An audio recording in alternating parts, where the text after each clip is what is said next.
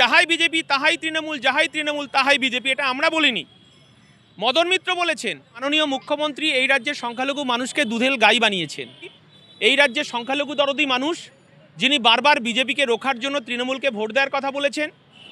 আমরা ছোটোবেলায় শুনেছিলাম যে আমার মায়েরা আমাদের যখন ঝগড়াঝাটি সময় মা বলতেন যে এই তুই সাপের মুখেও চুমু খাবি না, ব্যাঙের মুখেও চুমু খাবি না, আর দুমুখো সাপ।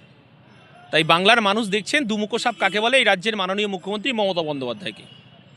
কারণ তিনি হিজাব পরে, বোরখা পরে তিনি রেড রোডে আমরা দেখেছি নামাজের সময় আল্লাহর কাছে দোয়া আদায় করেন, ইনশাল্লাহ সুবহানাল্লাহ বলেন।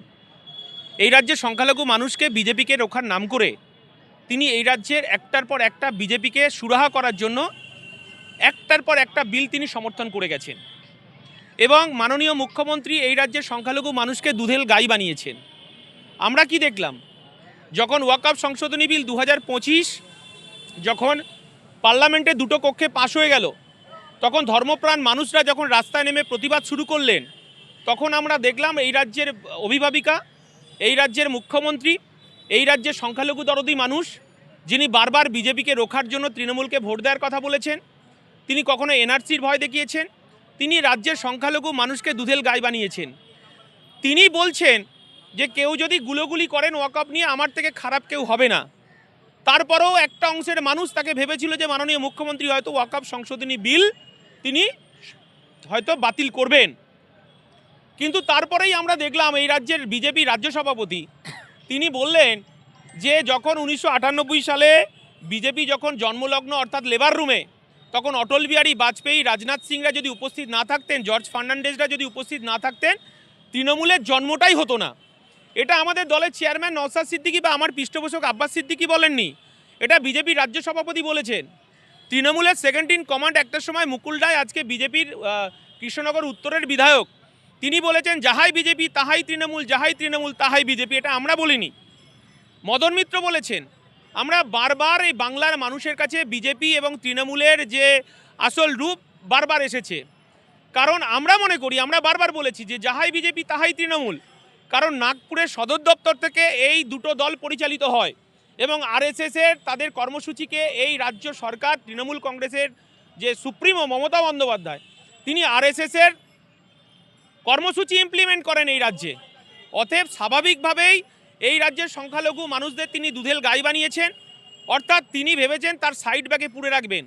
কিন্তু আমরা কি দেখলাম, রাজারহাটে ওয়াকফ সম্পত্তি এবং যেটা হিটকোর মাধ্যমে মাননীয় মুখ্যমন্ত্রী তিনি বিক্রির ব্যবস্থা করে দিলেন।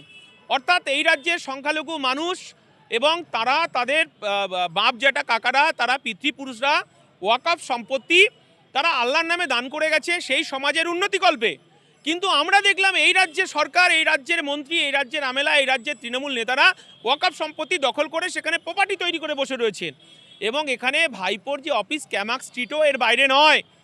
এবং স্বাভাবিকভাবেই যে ওয়াকফ সংশোধনী বিল তিনি মেনে নিয়ে উমিদ পোর্টালে, আমরা তো এতদিন জেনে এসেছি বাবা সাহেব আম্বেদকরের সংবিধান ভাবনা, বাবা সাহেব আম্বেদকরের যে সমাজ সচেতনতার ভাবনা, ধর্মনিরপেক্ষতা, এই রাজ্যের মুখ্যমন্ত্রী সেটা পদদলিত করছে।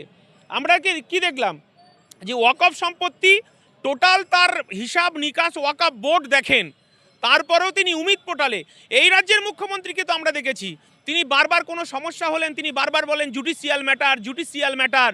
যখন ওয়াকফ সংশোধনী বিল, যখন তামিলনাড়ুর মুখ্যমন্ত্রী সেখানে 6% মুসলমান স্ট্যালিন যখন সুপ্রিম কোর্টে মামলা করতে পারেন, এই পশ্চিম বাংলায় 30% মুসলমান মানুষ আছেন, বসবাস করেন। আমরা কি দেখলাম, এই রাজ্যের মুখ্যমন্ত্রী মমতা বন্দ্যোপাধ্যায় তিনি বিধানসভায়, আমরা ভেবেছিলাম যে ওয়াকফ সংশোধনী বিলের বিরুদ্ধে তিনি ভোট দেবেন এবং এই রাজ্য সরকারের পক্ষ থেকে সুপ্রিম কোর্টে মামলা করবেন। কিন্তু এই রাজ্যের মুখ্যমন্ত্রী সুপ্রিম কোর্টে মামলা তো দূরের কথা, বিধানসভায় এই বিল পাশ করা তো দূরের কথা, এই রাজ্যের মুখ্যমন্ত্রী কথা রাখতে পারেনি। 2011 সালে বলেছিলেন 10,000 মাদ্রাসা চাকরি দেব, এই 10,000 মাদ্রাসা তৈরি করবেন, এখানে প্রত্যেকটা জেলায় জেলায় আলিয়া ইউনিভার্সিটি তৈরি করবেন, তিনি প্রত্যেকটা জেলায় জেলায় হজ হাউস নির্মাণ করে হজ যাত্রীদের ব্যবস্থা করবেন। এই ওয়াকফ সংশোধনী, ওয়াকফ বিলের, ওয়াকফ সম্পত্তির মধ্য দিয়েই সংখ্যালঘু সমাজের উন্নতি হবে। তিনি কথা রাখতে পারেননি, কথা রাখেননি। অতএব স্বাভাবিকভাবে তার দ্বিচারিতা আমাদের সামনে ধরা পড়েছে এবং আজকে ওয়াকফ বোর্ডের কাছে আমরা এটাই বলতে চাইছি যে এত তাড়াহুড়ো কেন উমিদ পোর্টাল নিয়ে? সমস্ত